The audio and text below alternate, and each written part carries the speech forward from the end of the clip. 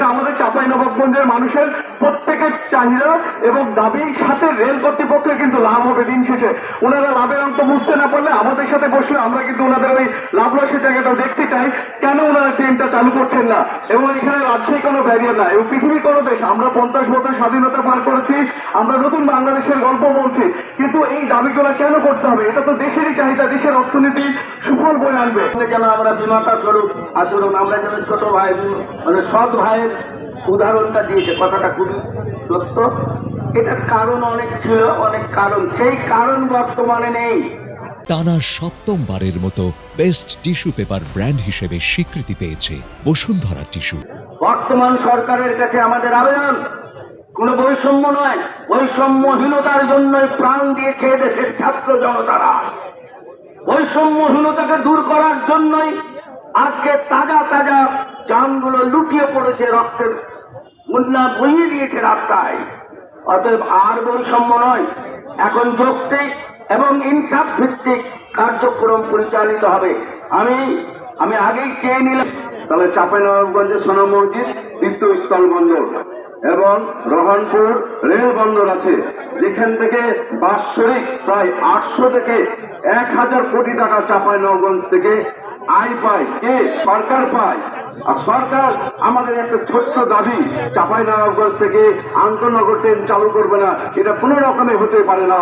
আমরা মনে করি চাঁপাইনবাবগঞ্জের প্রতিটা নাগরিক যদি সচেতন হয়, এই দাবি থেকে সরকার কোনোভাবে পিছিয়ে যাবে না। সরকার আমাদের দাবি মানবে, শুধু আমাদেরকে এক হতে হবে। ট্রেন চালুর ব্যাপারে 3টি কথা বারবার তুলে ধরে, যেটি বাস্তবায়ন করতে মাত্র 30 কোটি টাকা খরচ হয়।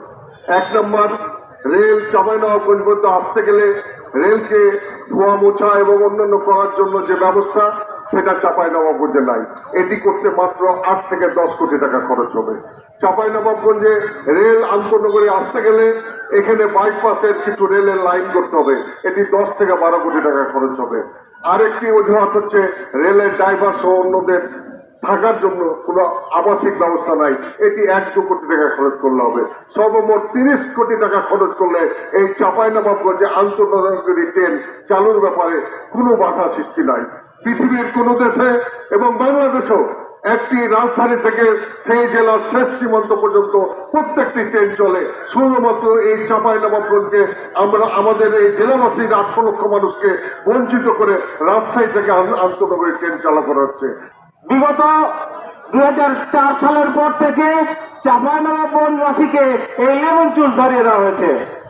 অর্থাৎ চাঁপাইনবাবগঞ্জে রেল লাইন আছে, রেলওয়ে স্টেশন আছে। চাঁপাইনবাবগঞ্জ হচ্ছে বাংলাদেশের উত্তর পশ্চিমাঞ্চলের সর্বশেষ প্রান্ত, অথচ রাজশাহী থেকে চাঁপাইনবাবগঞ্জে ট্রেন আসে না। আমাদেরকে ট্রেন ধরতে হয় পায়ে হেঁটে, অটো রিক্সায়, আবার নালে বাস ধরে। এইটা কোন বৈষম্য? এটা কোন ধরনের বিচার? এই ধরনের অন্যায় অন্যায্য দাবি আমরা কোনোভাবেই মেনে নেব না। এবং সংশ্লিষ্ট সচিবালয়ের সচিবদের আমরা কিছুক্ষণ পর সবাইকে সাথে নিয়ে স্মারকলিপি দেব। আমরা এটুকু বলতে চাই, আগামী 7 দিনের মধ্যে আমাদের এই কর্মসূচি যদি বাস্তবায়ন না হয়, আমাদের এই রেলের দাবি যদি বাস্তবায়ন না হয়, তাহলে আমরা বৃহত্তর কর্মসূচির অংশ হিসাবে আগামী 14 তারিখ চাঁপাইনবাবগঞ্জ রেলওয়ে স্টেশনে গণরক্ষা ট্রেন অবরোধ কর্মসূচি করব। থাকবেন তো? 7 দিন অর্থাৎ 13 তারিখের মধ্যে যদি আমাদের দাবি বাস্তবায়ন না হয়, তাহলে আমরা 14 তারিখ ভোর 5টায় ফজর নামাজের পর আমরা গণরক্ষা ট্রেন আটকাবো এবং সেখান থেকে দাবি আদায় না হওয়া পর্যন্ত আমরা নড়ব না।